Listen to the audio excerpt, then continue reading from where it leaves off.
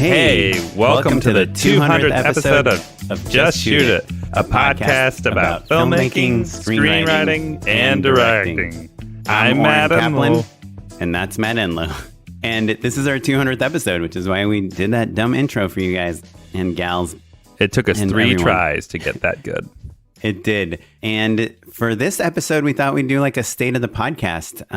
It's been a while. We've been broadcasting since April or May of 2015. So we're almost hitting our 5-year mark.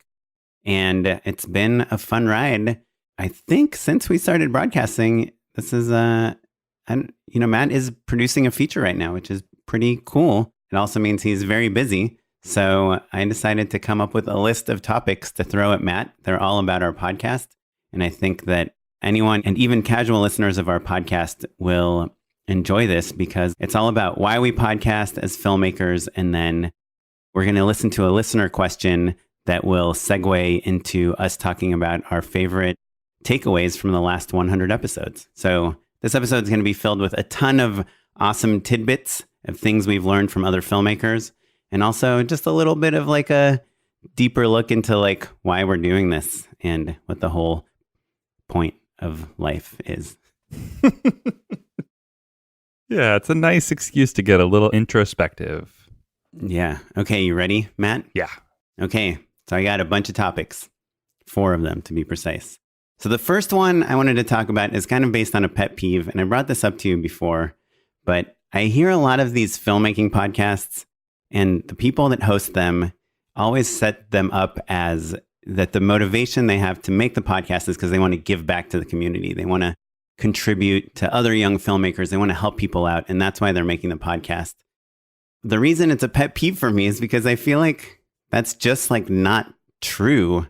And it makes you sound like you're like the most generous giving person when in reality, like the reason we're filmmakers and creatives is because we like to make things, and the podcast is just another thing that we make, and we are like literally just like talking about ourselves like once a week. So I guess I just wanted to ask you like what your thoughts were on the balance between ego and generosity that comes out of the podcast. So 2 things. Because I think that it's important. I think that the idea of like contributing to the community and promoting a podcast, all this stuff, it does make having a podcast has raised our profile, or at least our confidence or our notoriety in some way. My agent doesn't give a fuck about the podcast, but my manager does. But your manager does. Yeah, that's true. And I think that we've both booked a significant amount of work through the podcast because people became aware of us and then wanted to work with us. So it would be foolhardy or just false to not pretend that it doesn't promote us, right? And that's part of the impetus behind it. It's like, we get to do this thing that we really like doing. We talk about our career, and it brings us a little bit more notoriety, or keeps us top of mind so that we get brought up for jobs more frequently. And we get to meet a ton of awesome filmmakers and learn a bunch from them. And learn from them, 100%. And the fact that our listeners get something out of it is just like a nice bonus on top of that. So, but the more important part, more important lesson that I kind of have to continue to remind myself of is that the selfless thing, the good thing, right, the conscientious thing to do is also the selfish thing to do, right? So we are creating value for people, and therefore it is promoting us. So it's not to discredit the lessons that everybody learns from this podcast because of the great guests that we have, right? And because the process of introspection out loud is valuable for people.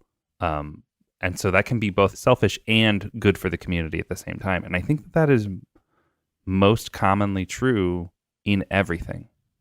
Like the right way to do something, the generous way to do something is also the thing that helps you the most. Yeah, I agree. But I guess I still feel like, I don't know, when people talk about how much money they're spending, on their podcast, because, we spend money on this, we lose money on this, we take time out of our week to do this, but it's because it's fun. Sometimes for me, it's like the most fun thing of my week. And yeah, like hearing from listeners is like, it's like getting a comment on a YouTube video. It's like you get like an adrenaline rush. Sure. Yeah. As filmmakers or people that are like kind of trying to be creative in a field that, like, when you make a short film, like all you want is for people to watch it. When you make a commercial, when you make a movie, and you want them to like it. And so for us, like trying to make the podcast good and trying to talk about things we think our listeners, like you all, want to hear, is obviously it's for you. We want you to like the podcast, but we want you to like it because it makes us feel good when you like it. So Which I guess what all I mean to say is that doesn't make it less valuable that we're doing it for selfish reasons. That's all. Yeah. All I'm throwing out is when people are like, well, I'm just giving back to the community for free, or for like, whatever few dollars you get from like the various events and fundraising things and sponsorships. It's, I just want to be real with people and say yeah. And to sell that point extra hard, if you want to hire Matt or me, we are always looking at opportunities. That's true. Because I feel like sometimes people listen to this podcast and they're like, oh yeah, they're directors, they're doing their own thing. And we are, and it's fun. But, I think as, again, filmmakers and stuff, we always love to hear about what projects you guys have. And if there's any time any of us can be involved in it, especially, if there's like some sort of business goal or charity goal or anything that just seems kind of cool that would excite us, then we'd love to hear about it. Yeah, definitely. I guess I was just trying to say that there's also a little bit of a learning lesson of like, just being reminded that being generous and helping your friends, it comes back around. That's all I mean. Yeah. Right. And I think like in making this feature right now, and, needing background or needing favors from people or, all sorts of things. Yeah, I was wondering why everyone in the background of all of the party scenes you guys are shooting is wearing a Just Shoot It hat. Or everyone. But now I understand. Hey, listen, shout out to listener Brendan Lubin. He rented me the camera. I found his camera on ShareGrid and was like, hey, I'd love to rent this camera. And he gave me a very generous discount. He said explicitly because he appreciates the podcast so much. Cool. Right. So like, I didn't know this guy. I wasn't anticipating any sort of like listener discount or Just Shoot It discount, but got one. And I think it's because you're just, we're just trying to do something cool for people. And also that ultimately is a very selfish thing to do. Yeah. So bottom line, don't appreciate us. Okay. Thank you. So number 2, this is something that's been happening to me all the time. And we've talked about it before, but like people keep asking me to go to coffee with them. And I have, again, a few more pet peeves around this. A lot of them, are listeners and they're like, hey, I'm in LA and I'd love to go get coffee with you. So first of all, if you are inviting me for coffee, it's not about the money, but like, get me a coffee, when we meet up. Like, pretty much it's happened almost 0 of the times I've met someone for coffee. Like, if we say we're going to meet up at 10 a.m., then maybe show up at like 9:55 a.m. So, I'm there when you're going to get there. And I know it sounds like a dumb thing, but it's like, I'm like carving out like 45 minutes or an hour to hang out with someone. And then we're each spending like 10 minutes buying ourselves coffee. And like, if you invite someone out for coffee, if you initiate it, then just buy them the coffee. I just think that's a thing. I mean, if I ask someone to coffee. I think this is an early lesson, actually. I think that this was like a topic that I used to feel strongly about. And feel less strongly about actually now, because it kind of depends on like who's asking for coffee. If it's like somebody who is like really just starting out and doesn't have any money, I'm happy to buy them a coffee. We always go to Starbucks. So it's like $2. I mean, and it's, again, It's not about the money. And it's like most times the people even offer to buy me the coffee, I'll just say like, no, I got it. But like, I guess it just annoys me that people are like saying, I'd love to get you a coffee. And then we show up and they don't offer to get me a coffee. It's just like, so that already like kind of sets me off on the wrong track. And then they have no specific thing they want to talk about. They just wanted to meet me. And then I'll be like, so what's up? What do you want? And they'll say like, well, I just want some advice on the film business. Like, I really want to get a job as a director or even a PA. I'm like, okay, well, A, that did not warrant a coffee, and B, I can't get you a job as a director, Well, and more, we may lead with C, all of our best advice is on this show. Yes. Like any good nugget that I have to drop, if you've listened to the show, is already there. Yeah. So just if you invite us or anyone else to coffee, have like some topics, like specific questions and things you want to talk about when we meet. And a lot of times now I'll just be like, well, I can't meet for coffee, but I'm happy to get on a phone call. And people will be like, well, when can you meet for coffee? And it's like, honestly, there's like no difference between, I mean, there is a difference, but like, I guess I get even like when I'm meeting you for coffee, I'm making more of an effort. And I sound like a dick right now, but it just has happened to me so many times in the last 2 months where people like want to meet for coffee and we meet and they just don't have anything to say. So just kind of think about like what the person you're asking for coffee is going to get out of this. I think maybe we can twist this also, Oren, because I think that there's a difference as a longtime podcast listener. I think that people tend to develop a very personal, sometimes emotional relationship with the people who have podcasts. Certainly I feel that way about like my favorite podcasters. You feel like you've known them for a long time. Right. And so I would probably not blame ask anyone. Like John August to go have coffee unless I want to pitch him something or I have an opportunity that I think he would be interested in, or I have like some like notes. I don't know. I would just start with an email. There's nothing wrong with emails. Right. Yeah, definitely. And like we all have busy lives and like, I guess what I'm trying to get at is that I think that there is a lesson to be learned about taking generals or just meetings, being pointed. Like I've botched plenty of generals because I walked in and didn't really know what I was going to talk about or why I was going to be pertinent to the person that I was meeting. Oh, yeah. That's a... Yeah. Sorry for interrupting. I want to throw out that I have done this incredibly wrong many, many times myself. Just like you said, I've gone to so many general meetings where I didn't say anything and basically wasted somebody's time.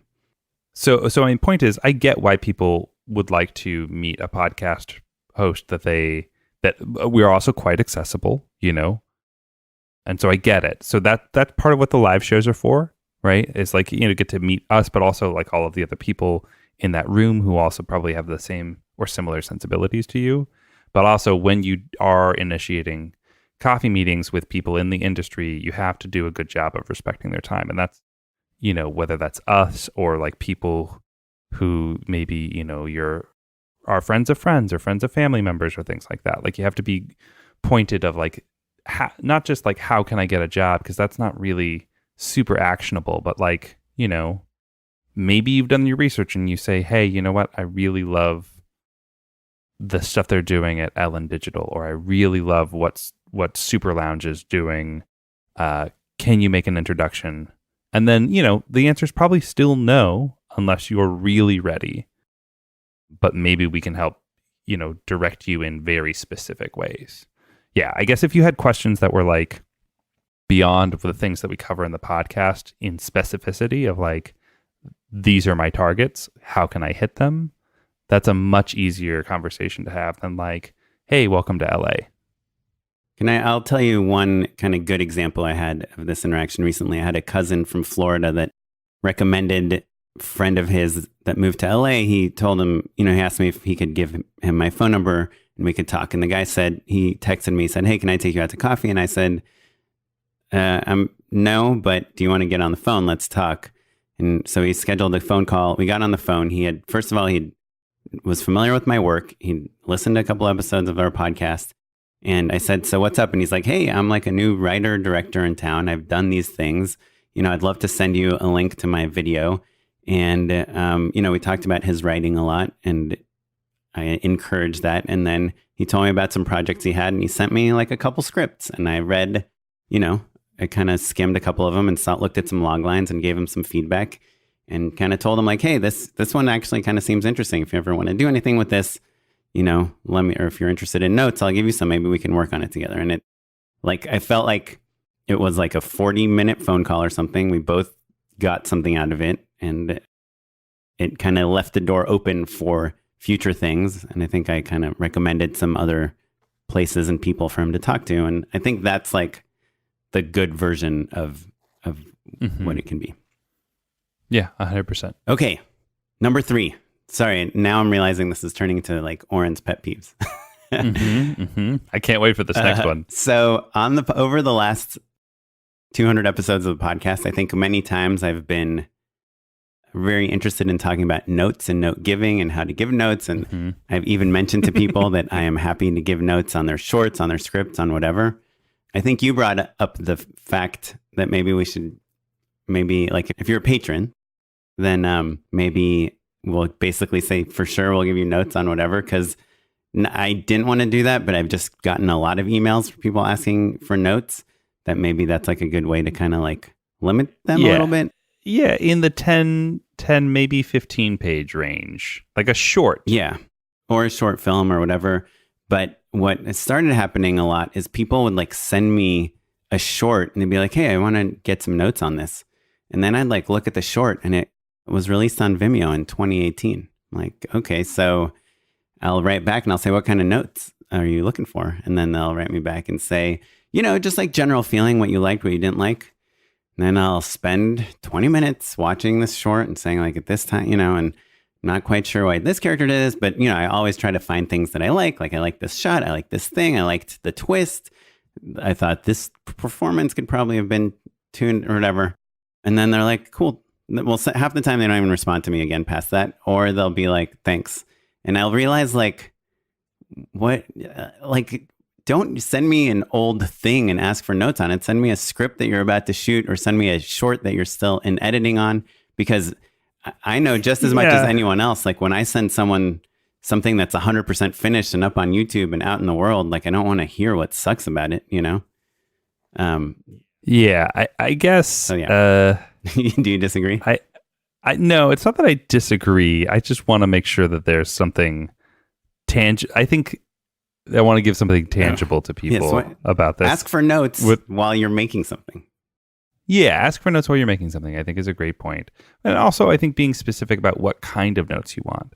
And, I think that it's okay to want to hear that, like, someone likes your movie, right? But I think that... or if someone's proud, if someone's like, hey, check this out, I made this. We get a lot of emails like that. And when we have time, I think we check them out. And we're like, and we say, hey, that's awesome. Loved it. That's so cool. Yeah. That's different than notes. Yeah. Notes are work. Yeah, notes implies that I'm going to like sit down, really be thoughtful, worry about your feelings, and give you my opinion, which, by the way, it can totally be the wrong opinion. Right, but it's also quite fine-tuned. Like that's a development executive's job oftentimes is to give notes. Most of the time is to give notes. And so like you're saying things like, hey, trim this shot. Hey, cut this shot. Hey, reverse this one. Tighten this. I think you can it's actual work. It's real. Yeah, I find this confusing. Painstaking. It's like the same notes I would give you, or you would give me, or I would give myself, Yeah. And so I think that maybe the other thing to think about is like, what are you asking for on a grander level, right? Because I think getting the gratification of like audience's approval, totally human, totally get it.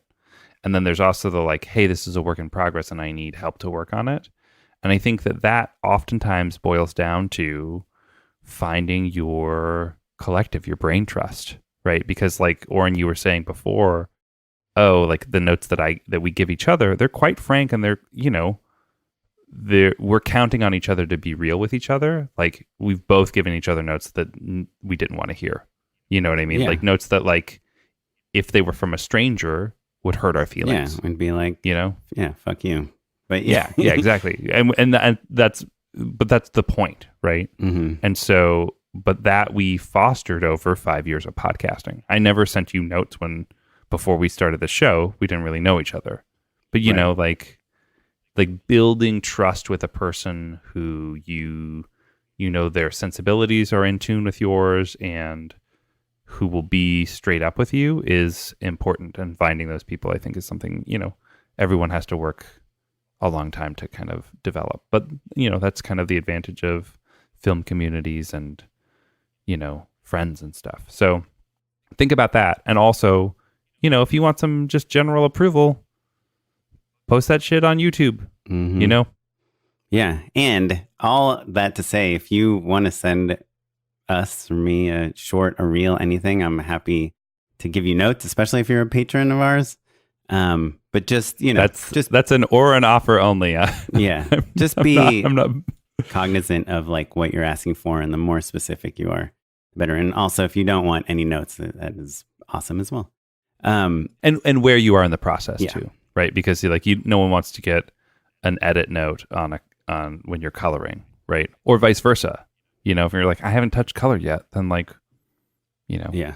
Anyway. Okay, so my final gripe, based on 200 episodes of the podcast this is more of like guidelines, I think, that we've developed for ourselves, which is on pitching guests. So people pitch us a lot of guests, and we've talked about this before, but I just want to reiterate it because it's our 200th episode, that the guests that we are like most excited about having on the podcast, A, most likely make their living as a director, and B, have diverse viewpoints from the past guests that we've had. Mm-hmm. So the things that don't excite us is like how low budget the movie you accomplished is. Your movie looks like $2 million, but you made it for $2,000. Like that is not really something that excites us. And also, I think if your story is like insanely specific to just you, like you were born in this cult and you did this and you escaped and you made a movie about it, like that's awesome. And, I'm sure it's an interesting story, but like, I think the stories we really love are the ones about how you overcame some adversity, how you attached someone, how you got something made, how you came up with an idea, your creative process, things that we can learn lessons from that we can apply to our work and our audience can apply to their work. So, yeah, I mean, I think that we've over the years realized pretty pointedly that like Oren and I are very, very similar career-wise. Like our point of view and we're our like perspective literally is, up against each other for like we're up half our against jobs. each other all the time. So we're really just like looking for people who aren't like us in that regard, who have an interesting story. And so certainly, feel free to pitch us. Like that's wonderful. And like, we look at all of them. We can't get to all of them, but like if you have an interesting story, just be thoughtful about the way in which it would be illuminating to people. I think that like if you're leading with your movie cost very little money. Yeah, or you shot it in one day or anything that kind of qualifies why the movie's not that good is not interesting to us. Right. Yeah. If you were like, hey, Sundance jury finalist, I wrote and directed it. It's got this incredible story, and I shot it in one day for $15 on an iPhone. Now we're talking. Yeah. And that's not about. But guess what? We might have also just taken you because you're a Sundance jury finalist. And like that other part is like the extra bonus awesome thing. Yeah. I think about Pi is always my favorite example of this movie, of this sort of pitch. Pi was made for $16,000 and it was a big deal. But like no one cares about that. That's Darren Aronofsky's first movie. But no one would have cared if that movie wasn't good. So we're looking for examples of, directors who have like made good movies that people are excited about talking about and that you are going to want to replicate. Like you, the listener, want to watch that movie and say, wow, I've never seen anything like that before. I want to make a movie like that. And that's not always the case. That's the special scenario when it's a super low budget movie. I mean, we wouldn't have asked Joe Swanberg to be on the show until a good 15 movies into his career. You know what I mean? And that guy, I like love his work, but yeah, there has to be specificity beyond that. Basically, is all. But by all means, like send us an email. Right. Just don't be mad if we can't cram everybody in. And just to piggyback on top of the good movie thing is like at the end of the day, you can send us like the most interesting filmmaker ever. They've been to outer space. They escaped the Khmer Rouge, whatever. They did all these crazy things. We're still going to go to the website and watch the trailer or of whatever you're promoting. And if we don't think it's that great, we probably aren't going to have you on the podcast, regardless of like the backstory. I mean, I guess we're just always looking for a different way in because like it would be easy for this show to be the same, first time filmmaker over and over again. A different way in, but you're also making stuff that we are excited to talk about. Yeah. Okay, cool. So those are my 4 gripes over the course of 200 episodes. You still like making this show, right, dude? I love it. That's why I'm giving advice to people, because I'm trying to optimize our experience and our audience's experience. This is the level of trust that Oren has with the listeners, right? He's gone past the puff piece of I'm just going to tell them that they're great and be done with it. You're giving them the hard notes. You're giving them the notes that a friend gives a friend. I'm giving our audience notes on how to interact with us. Well, thanks for listening, everyone. I guess we lost our entire community of listeners. Okay, well, even if we might have lost them, we still have their voices memorialized in Google voicemails. And so we are going to listen to a voicemail that we got from Jeff from Olympia. This is the second one he left us. No, bro, I think this is the third. I'm pretty sure. I think potentially the third. But Jeff from Olympia, we love you because you leave us voicemails. Love it. Love it so much. If you want to leave your own voicemail, drop us a line at 2626-SHOOT-1. Be like Jeff. Yeah. Hey, Matt and Oren. Congrats on another year. So, new year, I turned a new leaf. I resolved to actually become a Patreon, and I have. I really have enjoyed listening to you guys. It's informative and entertaining, and I love the guests that are on. I especially love the producing month you had. I thought that was one of the best. Those some of the best shows out of that. But I had a question. So you are coming up on 200. I remember when you were reaching 100, and I was so excited. But now you're reaching that 200 mark. But you have a lot of shows behind you. Just wondering, what are your top 3 shows that you found most informative, or the ones that you enjoyed the most? Which shows did you get the most out of, and why? So I have another question too. For the next set of hats, I'm asking you to make them trucker style hats. Anyway, thanks a lot. Well, Jeff from Olympia, thanks for the voicemail. A lot of great things. First of all, you're one of our new patrons, which is awesome. Hey, thanks, I commend Jeff. you for that. Yeah, well done. If that's not an accomplishment, I don't know what it is. You can also be a patron at patreon.com/justshootitpod. You also love trucker hats, which makes 2 out of the 3 of us. We could maybe make some trucker hats. We'll see. We're looking at new merch options, so we'll find something. CD holders, one of the leading contenders. Anyway, but the biggest question you asked is what we've gotten out, which episodes we like the most. And I actually skimmed the last 100 episodes and just kind of came up with 20 takeaways from those episodes. And I'm going to see how many of those I can get through in the next 40 minutes, let's say. Ooh, boy. And then they're going to start from most recent to oldest, and we'll see how fast we can get through this.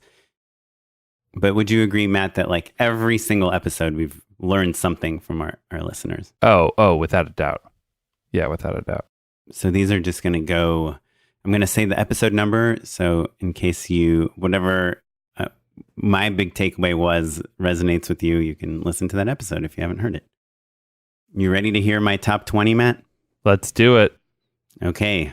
In reverse chronological order. I'm going to start with 197. That was an episode that Josh Rubin was on very recently. Mm-hmm. And I thought what's interesting about him, he has a movie at Sundance that's playing really soon. And it's about, it's inspired by the Me Too movement. And he said this really obvious thing, but he said that he realized that when you make a movie, it has to be about something. Not just like a plot, not just a cool setting, not just based on a true story, but about something bigger that, maybe is even philosophical and can resonate with people in the world. And I thought that that's just a smart thing, because at the very origin of this podcast, we would talk about whether any movie should be made. I think actually Ulrich from Making Movies is Hard had asked us that question. And it was a really hard question to answer. But I feel like Josh kind of answered it by saying, if your movie is about something bigger, then yeah, it's worth making. Yeah. I think Do you remember the Alan Moore on writing book? What's it called? Yes, it's like a small kind of pamphlet almost, right? Alan Moore's Writing for Comics, which I think was an unpaid endorsement of mine a long time ago. That's like the main thesis. It's just like it should be about something. Yeah. Yeah. And he's famous for like, he did a bunch of stuff, but like Swamp Thing was about like environmentalism and like mortality and the soul instead of just like a monster who lives in the swamp. Right. Yeah. And obviously Watchmen is about watches. Yeah. Yeah, exactly. TikTok, Oren. Okay. TikTok. Next episode, 192, Eric B. Fleischman, EBF. I thought kind of the illuminating thing he said was that he felt like a great movie does not have to be super original, which is something that I think we're always like struggling with. Like, oh, is this an original idea? Is this unique? And he even presented to us this matrix of idea development that he came up with, where he combines the plot from like a genre film with a story from a non-genre film. And we did that in our episode with Elf and It Follows, I think. And I just kind of liked his approach to making movies and not being so worried about how original the idea is. Well, and plot is one thing, right? Plot, we've seen the same plots over and over and over again for years. It's really about specificity and voice, right? And that's something that, like, once you get that plot ironed out, you can add more voice and more specificity and like dial things in more. So I think the aspect of that conversation that I really liked was just like, it reminded me to just get out of my own way and get a story down, and then you'll continue to make it better from there. Yeah. And don't worry about like having this like incredibly unique idea. Like, just stop worrying, I guess is kind of what I got from him. Yeah. So next, episode 194, we had Zach Lipovsky and Adam Stein on. Zach Lipovsky created Shotlister, who's one of our sponsors. Wait, hold on. We're on number 4 and we're still in the 90s? We're on number 3. Okay. And we're in the 90s. All right. And then we still have one more 90s after this. Yeah. Obviously the more recent episodes are fresher in my mind. This is what's a recency bias is what they call that. Oh, yes, for sure. So Zach and Adam, they're a directing duo, and they'd both directed a bunch of stuff apart from each other before they made this movie together, Freaks, that premiered at Toronto, which is an amazing film festival, and sold and got them like this big Universal studio film deal. And I asked them, like, why are you guys a directing duo? Like, what do you get from that? Like, do you split the directing work? And they said point blank, like, no, we could both have directed this movie totally by ourselves, but we needed each other to get the script done, Accountability. Yeah. And so I thought that was really interesting, like teaming up with another director just so you can create a project together, which is something I'm constantly trying to do and failing at. But I like that idea. And then I also really liked that they had written a script that was pretty much universally panned by all their friends. And they just kept doing table read after table read after table read. And after like 20 table reads, they came up with a script that got Bruce Dern attached and obviously was good enough to premiere at TIFF. So I loved their kind of iterative process. It kind of inspired me. Again, I really spark to the stories that are like, you can start with a turd and polish it into a beautiful thing. Turd polishing Kaplan. Love it. Okay. Sounds like a Trump episode campaign. 193. This is the last one in the 90s and the last white guy for a while. Micah Fitzerman Blue, he wrote A Beautiful Day in the Neighborhood, and he's one of the co-creators of Transparent. The things I took away from that conversation is that he said that he doesn't worry about like dialogue or scene description. Like he worries about it, but he's not precious about it. And really what he's most focused on in a scene is just like a big feeling. Like, what's the feeling for the scene? Yeah. Smart. And I thought that was like because I'm super precious about like, oh, you think I should cut this line, but this line makes the whole scene, And I liked that different angle. Another thing that I thought he said was interesting is that at least when they were looking for TV directors on Transparent, like their most important thing was finding a director that's good with actors that can get great performances, which I know we all know is like the job of the director, but sometimes I think especially closer to the beginning of our careers, we think it's like how cool a shot is, how well something's edited, how big budget something feels. And really at the end of the day, the people that are at the top of their game in like the TV world just want someone that can get great performances. And I think you and I even talked about that earlier this week about like a director that can get great performances. It has a real promising chance in TV. Yeah, without a doubt. I got one. Yeah. I got one from 183, Elaine Goldsmith Thomas. A thing that really stuck out to me that I really admired about Elaine was that she was really good at sticking to her guns. Like, this is the producer of Hustlers. This is the producer of Hustlers. You know, like this person told me that they wasn't good. This person told me it wasn't good. This person told me it wasn't good. And they were fucking wrong. And I'll never forget the look on her face. She was like, I know this is good. And that's also something that Carrie Galogly from our development episodes talks about sometimes, maybe off mic actually, because we went to college together. And I remember it was in that period of time where people were quite opinionated and adamant about like, if you like this movie, you're stupid. Right. It was like a very overt, prevalent attitude in our circle. In our, and even like afterwards. But it was like it was a really, really pervasive, this attitude, you know, like, and Carrie knew, like coming out of that world, that she believed in her own taste. Yeah, which is awesome. Which is, you know, it's funny because like talk to 50% of USC students think like Die Hard is like the best movie ever made, you know, like. Sure. Well, you know, I think it's actually a smaller percentage than you can think of, but Charles Hood, guest number 2 on the podcast, does think it's the best movie ever made and thinks John McTiernan is his number 1 favorite director of all time. Yeah. Okay. Episode 188, Natalie Metzger. Do you know what I'm going to say that she kind of blew my mind with? No. Just this idea that like when you hear good things about like your colleagues or people you met in the film industry, like just send them an email and say, congratulations. Yeah. It's like literally changed the way I think about things. I always looked at that as like kind of an annoying thing. Like I don't want to annoy someone I don't know that well. But I started doing it ever since she was on the podcast. And every time I like email someone like, oh, hey, I saw you sold this thing or you got this thing or you had a baby or whatever, congratulations. They've always been like, whoa, thanks so much for saying that. And I feel like she kind of taught me how to be a better person. And, you know, the counterpoint actually is a similar sort of thing. Josh McGuire, episode 191, talks about the flip side when like, you know, when a company goes under or like, you hear that someone has been ousted, drop them a line and ask them, like, let them know that you're there to help and that if they need any introductions or help in any way, like you're there for them, I think is another thing that is worth remembering and is a similar sort of mentality.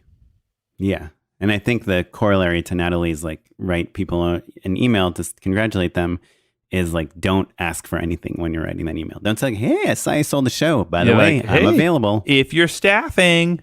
Yeah. Don't do that. Don't do that. Okay. Episode 184, Lily Marier. She was an actor on ER for many, many episodes. And she just shadowed forever until she got her opportunity to direct TV. We had another director, Hanali Culpepper, that also shadowed like 60 times or something. Yeah. Hanali's like the queen of shadowing and is now just like... Yeah, directing like Star Trek, like every show. And I think Lily directed NCIS and these awesome cable shows. And it's like, they're the ones that taught me like, oh, I guess shadowing, if you actually stick to it, can really make a difference. And they really like put themselves all out, you know, into that world. And it worked. Yeah, Hanali, her episode is 136, and if you are looking to build a career in television, is a must listen, I would say. For sure. And also the Maggie Kiley episode, which I think is... Oh, yeah, it's not in the last 100, though, I don't think. Oh, is that right? Boy. Yeah, I don't think I got to her, because last 100. My last thing about Lily Marier, who's episode 184 again, is after we finished recording, she said to Matt and me, if you need anything, just email me. Let me know if I can be of help in any way. And she's like one of the few guests that actually said that to us. And she didn't like know it. We didn't really know her or anything. Yeah. We were just asking like, who would be a good guest on the show? We're looking for these types of people. You stand corrected though. Maggie Kiley is episode 111. Oh, shoot. She is on my list. All right. Well, we'll get back to her own stuff. What's next? What do you got? Next, I have 179, Audrey Moore. Audrey helps actors. And this is something, so she has her own podcast. But I thought two interesting things she brought up is this metaphor.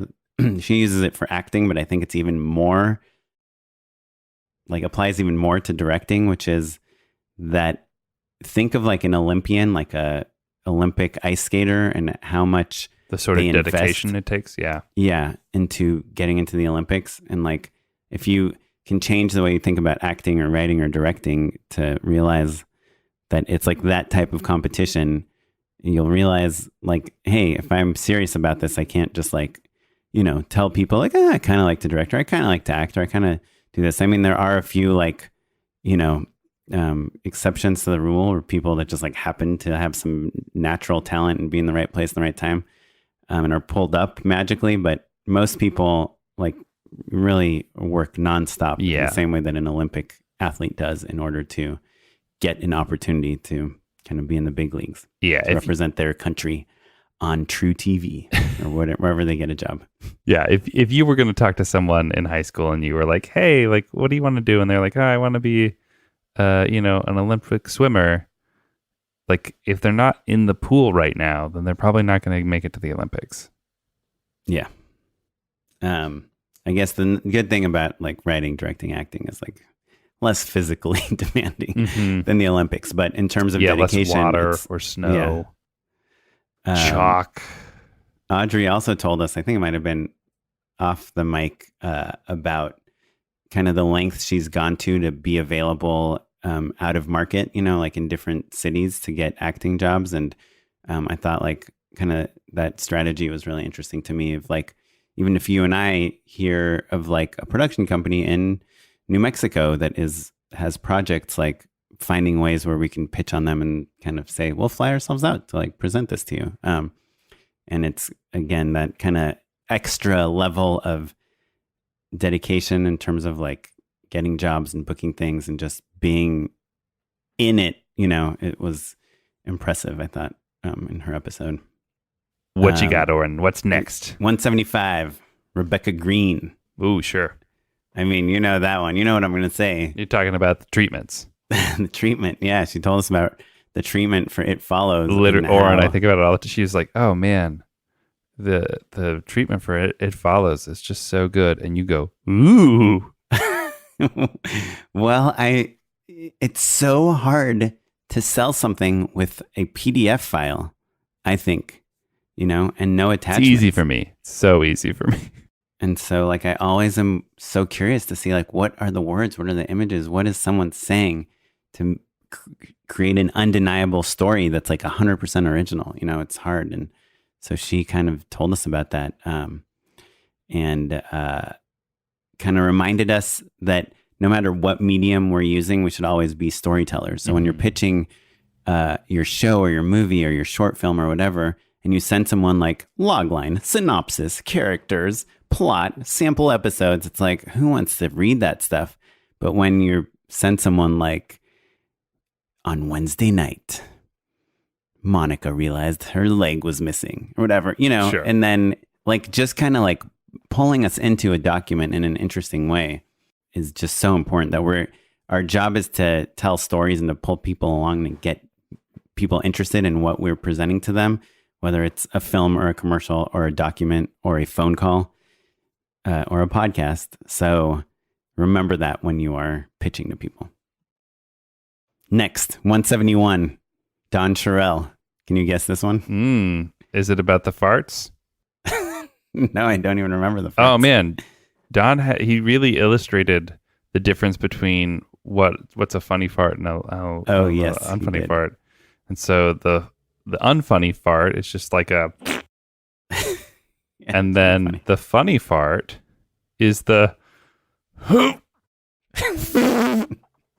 he squeaked it better. But I think that's a really oh no. but so that's so crass. And Don I didn't even remember that. But I think it really does illustrate a sense of storytelling that Don has had his entire career. And that's that, like, just showing the thing, just the fart or the kill or the scream or the kiss, whatever it is, that anyone can do that. But, like, can you tell a story about those things? Can you build a little tension? Can you add a little human element? I think is real. You know, there's struggle to that, right? There's 3 acts in like the you know, like there's that's Aristotelian if you want to get no, it's awesome. Well, what I was fascinated by is he started out as a sound engineer, actually, and because of that, he really cares about sound, which might be why he likes fart sounds. But he recommended that in your wide shot, you should always do a take where the boom is right up next to the actors in the shot, and just get a clean plate and remove it in post, or don't remove it in post and just use the audio from that take. And just kind of reminded us that, especially in comedy, like, great sound is so important. Mm-hmm. Don't underestimate it. Okay, episode 169. Amanda Doyle and Chrissy Fiorelli. Mm-hmm. Fiorelli. Am I saying that correctly? Fiorelli. So this isn't really an actionable takeaway, and I know this is something that most people probably know, but I just thought it was interesting that they have this pool of actors for commercials and a pool of actors for feature films and TV, and they're not the same actors. And the reasoning is because to carry a commercial versus carrying a movie is just a totally different skill set and requirement. And it just something made me think about that in casting. Like, oh, this person has this great look or this great energy or they're so funny or whatever. But can I invest an hour and a half or 8 hours or whatever in this person? Can they pull me along and keep me riveted? Is just a thing. You know, I mean, you're working on a feature now. I'm sure it's probably like top of mind for you as well. Like the actors that can sustain versus the actors that can just hit. Yeah. Yeah, certainly. Beats. I think that's maybe our longest episode to date, but we probably cut an hour worth of great conversation out of it. It could have been a 2-parter easily, but I think our schedule didn't work. And I think it's just because Chrissy and Amanda are so knowledgeable and so invested and so passionate. And I think that's an example of the type of guest that I want to see a little bit more of on the show, actually, because I think we've had a lot of really wonderful conversations with really exciting, inspiring directors. But I think, like, you know, talking to some people who work with directors and make our work much better, I think is really exciting and valuable too. Yeah. So let us know what other kind of crew positions you want, and we'll kind of reach out to our favorite people. Yeah. Okay, next, 164 was Michael Gallagher. He is a writer-director. He's directed a bunch of features. Used to be quite a big YouTuber, one of the founders and owners of Maker Studios. What he told us that was so fascinating, and I actually think he told us this off the mic, but was that he, after making a bunch of features and having them distributed in a bunch of different ways, his most recent feature that was produced by Jana Winternitz, another one of our previous guests, he did his publicity on his own. He did all his own promotion stuff, bought up a bunch of ad space on bus benches in LA for a month for less than the price of a Canon 5D. That's all I'll say. I think that is on the mic, actually. I think that's on the show. But I think the thing I loved about that episode specifically is that the way that he figured it out, all of the publicity that I needed to do, is that he just looked at billboards and said, okay, like, is there a brand name on this? And there is. Oh, right. There's a like handful. Clear Channel there's or whatever. There's a handful of like billboard companies And they all say their names. You just aren't looking at them because you're looking at the billboard. But like he just figured out who to call, called them, got a quote, and then printed up a bunch of billboards and had them posted. Like it's DIY.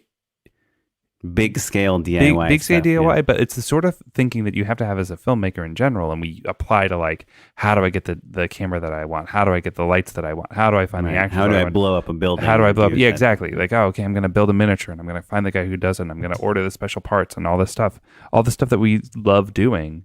But you have to do that for everything. You have to do that for marketing. You have to do that for distribution. And like, that's the nature of the world that we live in now. And like, it's as simple as looking at the billboard and realizing, oh, Google Clear Channel phone number, and you're there, you know? Right. Okay. So next, again, this isn't a super applicable takeaway, but just thought it was worth mentioning. Episode 161, Ted Sim, who's the owner and host of Indie Mogul, and also the owner of Aperture, the lighting company, who, by the way, hooked me up with an Aperture 120D Mark II, an awesome light. Ted Sim on episode 161, which is named The Internet Won, Get Over It. I believe you named it that as a pull quote from our conversation, was literally just kind of taught me to be less snobby about being a content creator versus a filmmaker. Mm-hmm. I think we really fought hard against him, and I kind of feel like he won. And you got over it. I love that. I got over it. Yeah, I think you're right. I think you're right. I think that for as two guys who came up in digital, we are still like annoyingly snobby about the difference between what we do and what YouTubers do. Yeah, cinema versus YouTube. Yeah. Can I give you a little bellwether of the way that the digital landscape is changing? Yeah. So there's a person who lives on my street who has a vanity license plate that says YouTuber. And they've got their channel on their car doors, and I see them driving, or they park on my street all the time. And I've noticed it for years. And just the other day, I was walking by that car, and it didn't have the YouTube information on it anymore, and it had a new license plate, and it wasn't YouTuber. It was TikToker. Ooh. That's pretty awesome. It's pretty incredible. But in case you wanted to know where the wind was blowing, Oren. Yeah, no, TikTok's giant. And remember, Allison Akel, I think, endorsed it on our podcast. She did. Yeah, and Sam Reich also. Yeah. Oh, yeah. Who's quite good on TikTok. That is hilarious. The other thing that Ted Sim from episode 161 introduced us to, oddly enough, is this idea of like the filmmaking guru space, which I think we were unwittingly a part of, but didn't even realize that it existed before he like introduced that term to us. Yeah, I mean, I think that the difference between us and other gurus is that I think it's very important that we say that we don't know the answers, and that we are not trying to sell you on the idea that we know the answers. You know, we have some experience, and our guests have a lot of experience, but it's not like, you know, if you listen to this show, you're going to have a 3-picture deal by the end. Unless you're Tony Ascenda. Anyway, I Am Not Your Guru. Yeah. Is a great documentary on Netflix. Cool. So episode 159, Michael Feinstein and Nikki Suhu, they made a movie. And do you remember he told us, I might need a little memory refresher on this, that he like wrote a personal letter to every actor in his movie. Mm-hmm. And a playlist. Yeah. Oh yeah. And then they like he had something that he presented to them on the first day of the shoot. He wrote them on a typewriter. Yeah. But I'd never done that, and I really liked the idea because I think what he wrote in that letter is like why he cast this person, like why he cast them. And so it kind of like already started this like relationship before they even like started working together of like, hey, this is like what I liked about your audition or your energy, your spirit, your background. And like, it just put them, it's something that you and I complain about all the time. Like in commercials, it's like, we met them in the audition for 5 minutes. Now we have to work with them on set, and we have them for 5 hours, and we have to be their best friends in no time. You know, we kind of just like met them for the first time. So I thought it was a cool solution, especially on a feature or a longer project, of just kind of showing your actors that you care about them and that they were chosen for a reason because they're the face of your movie and you want them to be confident and in a good mood. Can I tell you, we actually did a slightly different sort of thing for the movie that we're working on now, where we had all of the actors come over, because the movie that we're making is holiday party themed. We had them all come over and like hang out, and we took some photos with them that we would use as like props for the film. But we, do you know what a Christmas cracker is? Is it like a fruitcake type of thing? No. A Christmas cracker is like, maybe I'm misremembering the name of them, but they're basically like a little tiny, not a firework, but a little paper toy that you pull the ends of and it kind of like explodes. So there's like a tiny little explosion. Oh, like a firecracker. Like a firecracker. Okay. Yeah. And inside each of these different little tubes is a toy and like a riddle and a joke and a charade and like a paper crown. And so we had the whole cast pop their crackers, and then they all took turns like telling the jokes and doing the charades, and it instantly bonded them. Cool. Like it worked. I was like, oh, this is kind of a cheesy idea, but yeah, mildly anti-Semitic, but I like it. Well, it's like it's just a party favor. No. Fair enough. But yeah, no, that's awesome. Yeah. That's, I think, didn't Matt Barber tell us like to take your cast bowling or something, or someone? Yuling Kwang would take them bowling and get them drunk. Yeah. Yeah, I love that idea. I mean, I prefer to never have to talk to my actors, but if I have to talk to them, might as well get them comfortable. Okay, episode 156, Sam Zwiebelman, who, by the way, just emailed me to ask me about an AD recommendation, and I wrote him back and just told him what I thought, and I never said, hey, I'm available to direct your show, so points for me. Anyway, he's the creator, one of the co-creators of Pen 15, and he made these incredibly high production value proof of concept videos that like re-inspired me, and I think I had in my mind like, oh, let's make these like no budget proof of concept videos that are just like a proof of concept that don't look great. And I saw his and I was like, oh, damn, this is like... Yeah, they look good. Yeah. They look good. I mean, they look like it looks like a trailer that could play on HBO. I mean, it's that good. But the more interesting thing is how he created like Pen 15 with Maya and Alice. Anna. Maya and Anna. And how he created these other shows is he didn't like have this great idea for a show and cast it and put it together. He actually found actors that he really loved and admired and thought were super talented. And he approached them and said, hey, I think you're so good. Let's come up with something to make together. And that's where Pen 15 came from. And again, I just love that idea that it wasn't about like this genius idea. It was just about this perfect pairing of people. And Sam is who taught me that.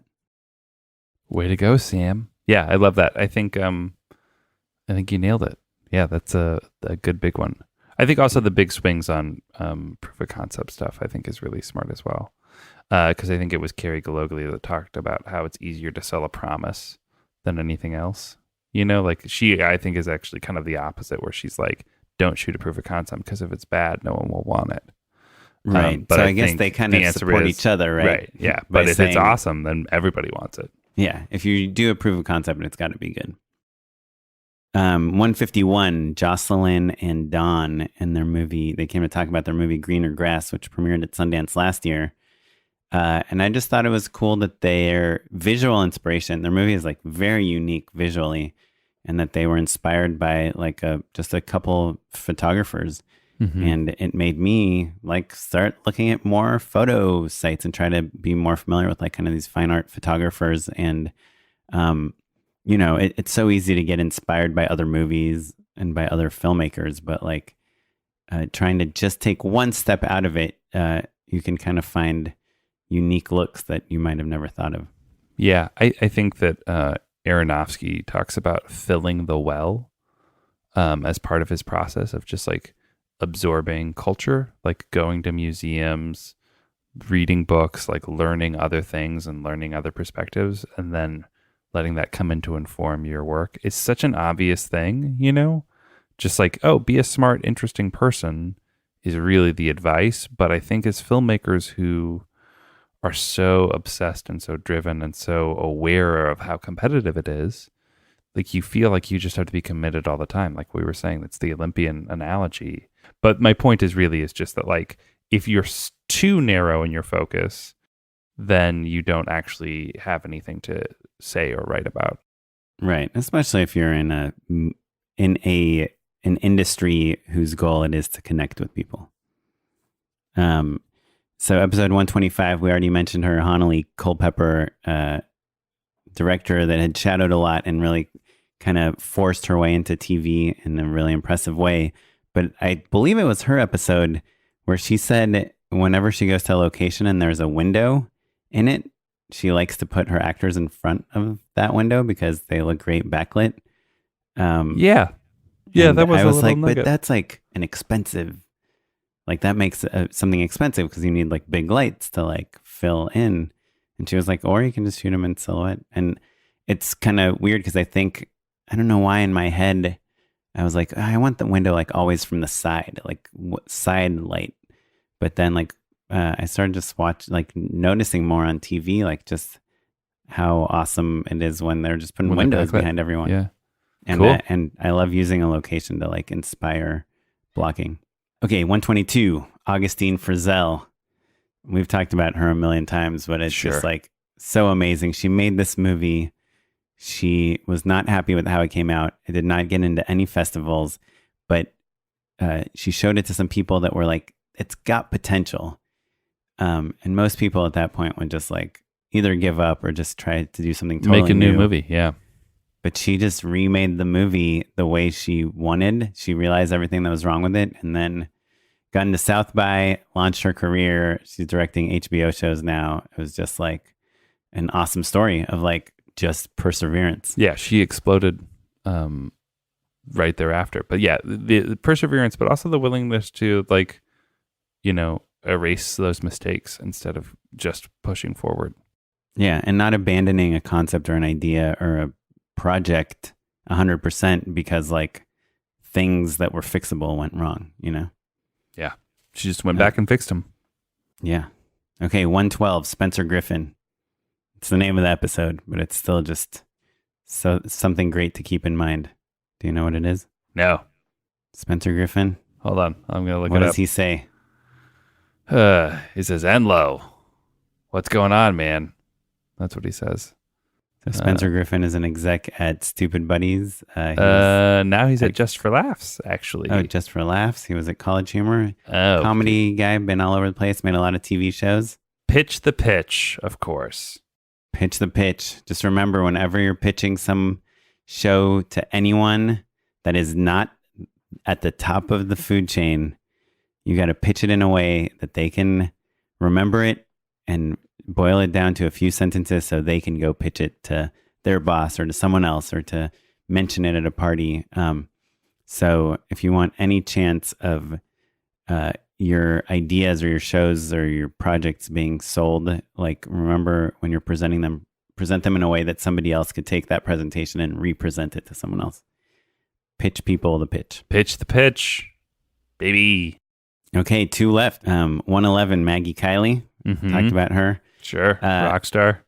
So, yeah, huge TV director now. But to me, the interesting story we got from her is that not only does she have a family and kids and all the things that might seem to make it a little harder to kind of hustle, but she had like gone through like a director, you know, she was part of Femme Fatale. She was part of she had like Director's Workshop for Women. She did like couple features, a huge short, shadowed on 30 things. Yeah, she was like this diversity program, that program, this directing program. She did everything, and like she just was not getting hired.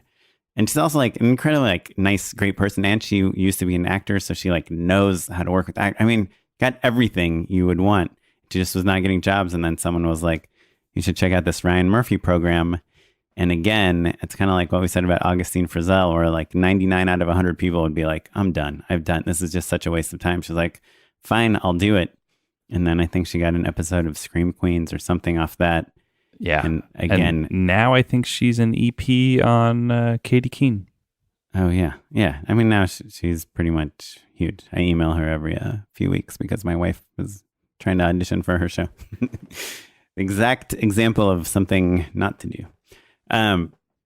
Anyway, she's just like, again, the perseverance. You see these like very successful people now and you're like, oh, they must have something special, or they must have had some easy thing or incredible luck. But no, a lot of these people are just like cranking, working nonstop until people can't say no anymore.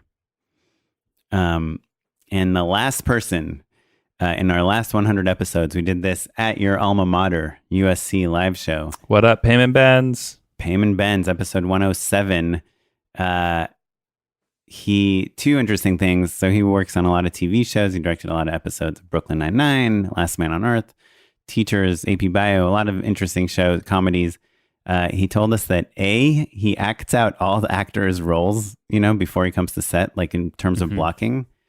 So he can kind of figure that out before he's there and see if it makes sense to be that person. And even more interestingly, before he directs a show, he will make a shot list of an episode that he watches just to see how that show shoots their things, how they break down the coverage. And I thought that's like a cool idea of how to learn, even if you are nowhere near being a TV director, just getting into the mindset of how TV directors, plan their shots is a really smart thing. Yeah, I love that. I think that's also a thing where it's like, it just kind of gets you in the language of the show. But I think another thing that maybe he said off mic, I'm not sure, but in network sitcoms, you have to shoot coverage such that you've got an insurance policy in case some executive is like, cut that joke, right? Mm-hmm. You have to have clean singles, basically. And so that means that oftentimes characters just walk into a room, stand there, say their lines, and then leave. And there's never any interesting blocking because of it, because you have to shoot things that can cut together and cut around whatever decisions you make later. But Payman's solution to that, if he wants a cross, is to find out from the EP what is the single line of dialogue they won't cut. What's the thing? There's no way this goes. There's no way this goes, and then you put the cross on that move, and then everything on either side at the preceding or ending that clip, you can use that cross. You can use basically. Right. So, yeah, and I think that you could apply that even to like a short or a feature or whatever. Like, what's the most important part in the scene? Like, let's put the movement of the camera, of the actors or whatever there, so we know that we're not going to edit it out. So we have dynamic blocking, but also you're not backing yourself into a corner. Yeah, so smart. And also, like, if you know it's the most important line in the scene, then it should have a little zhuzh to it. Give it a little something. Yeah. So that's my 20 takeaways from the last 100 episodes. Phew. They all have takeaways, but those are kind of the ones that jumped out at me that I still remember and bring up on a weekly basis. So yeah, you got anything you want to add? Did you give it I mean, we had like these executives from production companies. We've had all these like amazing people, but these are the 20 that I picked. Yeah, I mean, I think going through them all, it is wild to think about all of the great, cool things that we've learned over the years. But yeah, I think there's something for everybody in all of these. You know which one actually stands out as one that I don't think about a ton, but is so fascinating and outside of the realm of our show a little bit, is episode 146 with Greg Baldi. Do you remember that one? Mm-hmm. He's a commercial director, but he comes from the world of stunts. So he's and he worked on like John Wick 3 and all sorts of crazy things. He uses like a Russian arm all the time. And it's just like, what an interesting guy he was, just to like talk about his approach and all the crazy stuff that he does. So fascinating. Yeah. So that was a real curveball for us. what I remember about him was he wanted me to like dim the lights down in my dining room where we were recording because he wanted it to be like just feel a little warmer and more cinematic, softer. Good call, dude. Way to go, Greg. Well, cool. So I guess maybe we should roll into some unpaid endorsements. What do you think? Let's do it. Unpaid endorsements. Was there an unpaid endorsement from the last 200 episodes that you listened to and still are into this day, like today? Boy, there's so many, I feel like. I'm trying to think of ones. It's hard because at a certain point, you've just incorporated the thing into your life. Mm-hmm. And so it's hard to be cognizant of what was an endorsement that you picked up on. I think I've read or watched almost every single thing that's been endorsed on our show. No, that's not true at all. Almost. Ida, Cold War. You mean any endorsement that didn't come from me? That was a movie or I maybe have not listened to every album you recommended. There are so many movies that you have Like not what? watched. That Hell or High Water. I watched that snooze fest. Ida, I've saw before you saw it. Cold War. Okay, Cold War I didn't see. Dude, it's a masterpiece and it's on Amazon Prime. Okay. I'll watch Cold War. Just off the top of my head. And I'm going to watch Midsummer tonight. Yeah. It's on Amazon Prime also. Are you really don't watch it tonight? It's too scary. Is it long? Yeah. I mean, okay. We'll see. Okay. Well, you got any endorsements? Oh, you do have an endorsement. Yeah. This is one for you, Oren. So on our shoot, I don't think I told you this, 3 people on the first day of shooting were out sick. Our AD, our scripty, and a location rep who we were going to use their apartment for staging. And what do you do as sick. a professional filmmaker when someone calls in sick? You got to replace them, right? Yeah, most of the time you replace them, but you can't replace an AD the morning of. with no prep. Yeah, the morning of with no prep. Yeah, it just doesn't make any sense. And our scripty, it was rough. It was a bummer to not have her. And she tried to replace herself a couple times, but it was just like, it just didn't work out, basically. It was just too hard, and she had a fever and all that stuff, and she was back the next day. But so as a result, I've been trying to, we got everybody emergency, and we're just making sure that everyone's staying healthy, hydrated, and just trying to not get them sick. And one of our costumers was like, you know what you should try is the medicine ball at Starbucks, which was, I think, an off-menu item that they've since added. And now it's called the Green Honey Citrus Mint Tea. And it's like steamed lemonade, green tea, mint tea, ginger, and honey, all as like a hot toddy beverage. And it must be caffeinated, right? With the green tea? Maybe. I guess it's got a little zip to it. But I just had one, and it was delicious. Wow. And I got it from your Starbucks Reserve. 200 episodes, and I finally convinced Matt to go to Starbucks. And no one recognized me at the Starbucks Reserve. Well, you need to put a giant Just Shoot It sticker on your laptop. Yeah, I guess I should. I got recognized this morning. Did you really? God. But it's by someone that I've seen there many times. Our listener, Nathan Presley, happened to be there. Oh, what's up, Nathan? Well, great. So I kind of historically have not really read a lot of fiction books. I don't know why. I just always preferred autobiographies or for lack of a better word, self-help books, but kind of social psychology type of books, like Malcolm Gladwell type junk. But I picked up this fiction book at the airport and I just started reading it yesterday, and I'm halfway through already. It's such a page turner. I just kind of forgot about page turning fiction books.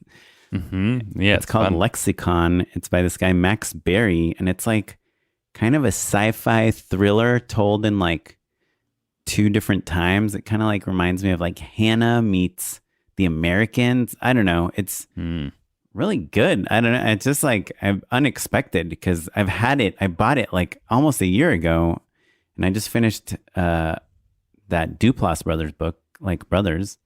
That's pretty good. And I was like, oh, I guess I'll start reading this. And it's really great. So it's called Lexicon Cool. by Max Berry. So yeah, check it out. Anyhow, are you on social media? I am. I'm at Mr. Matt Enlow across all social media, especially Instagram. I'm not really tweeting much anymore. I deleted it from my phone, and It's like tweet. It's like Twitter. I feel like is like the world, or at least the American society. There's just like the people that have been investing for years and are like kind of at the top, and then there's everyone else down below, like in the poverty of Twitter. Like they tweet once every few months or something, or only like read tweets. And I just feel like I could never break into like one of those people that tweets a lot. Mm-hmm. Mm-hmm. Yeah. It has to. It's a muscle, basically. Yeah, and it's much more fun to take a picture sometimes. Yeah. Also, like I used to love Twitter when it was like a place for jokes. Yeah. And it's less a place for jokes Yeah. now. All politics. Well, I am on Instagram at @okaplan, and check out my account. I post breakdowns all the time of things. I actually did a supercut of my reel with some other guy's reel that copied my reel exactly. And I was going to post it, but I showed it to my wife and she's like, I don't get it. Why did you make that? So I don't know if I will or not, but I do post a lot of fun breakdowns. So check me out on Instagram at @okaplan. I will maybe follow you back if you follow me. We're gonna do another one-on-one episode next week, I think, just to talk about like a big catch-up, basically. And we have to get into how a guy ripped off Oren's reel in a very direct way, in an undeniable way, and then followed him on Instagram. And I can't decide if it's super charming or stealing. Yeah, I think so. it's both. Maybe in a week we'll have decided. Yeah, I think that's actually right. Yeah, he's a charming thief. Have you seen that movie Yesterday? Or do you know what it's about at least? Sure. Yeah. Of course. I actually haven't seen it, but I know the premise, and I kind of feel like this guy is like living the life of the main character from that, because it's like, what if, lightning struck and like struck, and the Beatles no longer existed, but all the Beatles songs. So this guy, he lives in Mumbai, India, and it's like, what if no one in your community knew who Oren Kaplan was? Only you know all the secrets of Oren, and you're using them to get ahead in life. I kind of feel like, yeah. So that's what this is a spoiler. This is a spoiler. So genuinely a spoiler for Yesterday. So if you don't want to hear this spoiler I haven't for seen Yesterday, do you not want me to spoil it? I guess not. I was warning the listeners. I don't care if it's not that big a deal. You should see the movie. It's quite charming, and I don't think really ruins the movie at all. But there is the specter of like some people who remember the Beatles. Like you can tell, like, oh, like someone will say like "Play Abbey Road" or something, even though the main character hasn't written that song yet, quote unquote, written that song. Oh, yet. Interesting. And so like they're kind of like showing up at his concerts and like trying to get backstage and stuff, and you think that they're going to be like, "Hey, you stole from the Beatles, and we know the truth." But then at the end, they're just like, "Nah, man, we love those songs. We're so glad someone found them. Could remember them." Yeah. Yeah. And then they give him a hard time about like lyrics that he mangled. That's awesome. You should see that movie. Yeah, It's I'll pretty check good. it out. I think it's on some streaming service also. Or I think it's on HBO. Yeah, it's a crowd pleaser. Anyway. Well, thanks for listening, everyone. If you want to email us, we're justshootitpod@gmail.com. You can leave us a voicemail, 262-6shoot1. We love those. Rate us on iTunes. Go to patreon.com/justshootitpod if you want to support us. And yeah, we like you. Thanks for listening. 200 episodes in, and I feel like we're not slowing down. So Yeah. What do you think? Why would you stop? I don't know. I mean, I guess if either like we started getting a lot of hate mail, or I really offended someone, or I found like a better podcasting partner. I don't know. I don't know right now. You know, actually, because I'm like, well, let's say was super busy with like a feature or a TV show or something. I don't know. I feel like I'd still kind of make time to do this because it's fun. It's pretty easy. It could be complicated. It could be complicated if we were, if you were making a Star Wars movie. Yeah. Even if you could carve out the time, like the NDAs and the conflict of interest, I think that would be one of. Yeah, but you and I are constantly not talking about the things we're working on because we know that they're like sensitive. Sure. So yeah, I think I'd be okay. JJ, if you want to come on the podcast, let us know. By the way, are there more Star Wars? Are we done? I don't know. Anyway, it doesn't matter. Hey, thanks everyone. 200 episodes deep, still going strong. Yeah. This episode was edited by Jonathan Luna. Our webmaster is Ewan Williams. You're listening to music by the artist Jazar, provided by the Free Music Archive. Our ad music is provided by MusicBed. I think that's all she wrote. See you next time. Bye. Thanks, everyone. Bye.